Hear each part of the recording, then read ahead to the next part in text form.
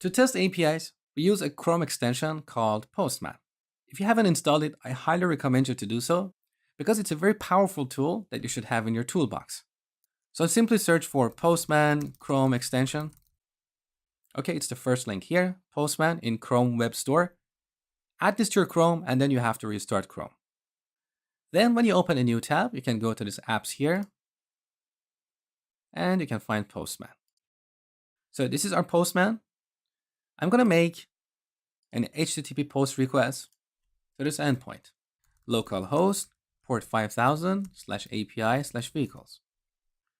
Now in the body of the request, I'm going to send raw data as JSON. So here we need to add a JSON object that can be serialized to our vehicle class.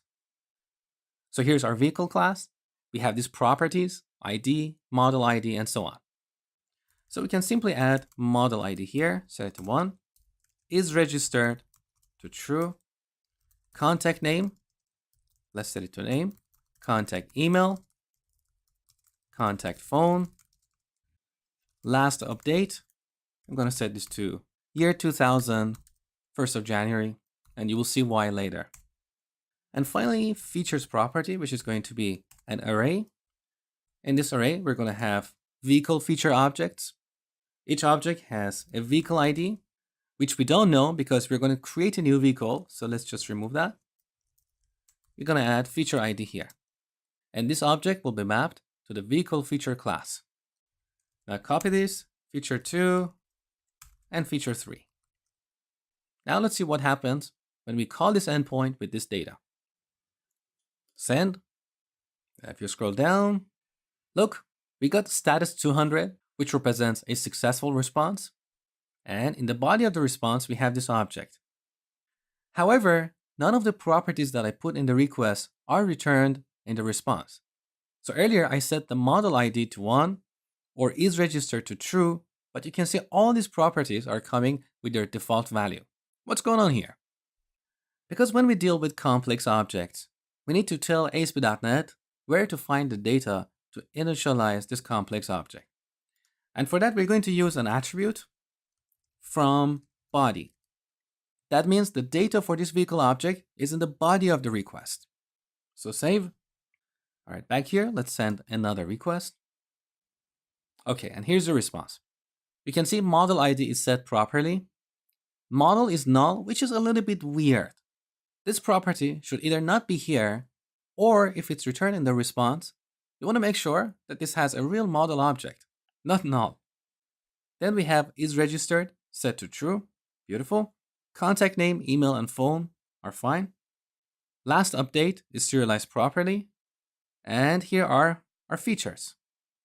Again, this is another weird issue. We have this feature ID 1 here, but the feature property is null. Now, as a hack, we could go and get all these objects from the database and return them in the response. But here we have a bigger issue. Let's look at the body of our request one more time. Look at this features property. It's an array of vehicle feature objects. This syntax here is a little bit too complex for an API because we should aim to make the contract of an API as simple as possible so clients can call it easily, whether that client is an Angular app or a third-party service. So ideally, instead of passing these 3 objects here when creating a vehicle, I would like to add their feature IDs here. So an array of 3 numbers, like this. This will be much cleaner, much simpler. The other issue we have here is this last update property. This is a property that we should set on the server side. We don't want a malicious user to pass this property in the request because they can mess up with our application. They can set this date to, 200 years ago, and that can mess up with the logic of our application somewhere. Also, in some more complex applications, maybe some properties can only be set by certain users, maybe users in a given role. So the issue we have here is that our API endpoint is open to over-posting attacks. So a hacker can send more data than they should be allowed to. For that reason, the input and also the output of our APIs should always be API resources. So here we're not going to expose all the properties in our domain model, this object we pass to this vehicle's endpoint should only have the properties for creating a new vehicle, nothing more. And finally, here's another issue with this object. We have these three properties: contact name, contact email, contact phone. Now, earlier I told you that we added these properties in our vehicle class because currently we don't have complex object support in Entity Framework Core. But when designing APIs, we want to make sure the contract is simple and elegant. So here, ideally, I would like to have a property like contact with three subproperties: name, phone, and email, instead of these three properties here. So you can see how this object, the input to our API endpoint, has evolved independent of our domain model. So next, we're going to create a separate API resource as the input to our new action.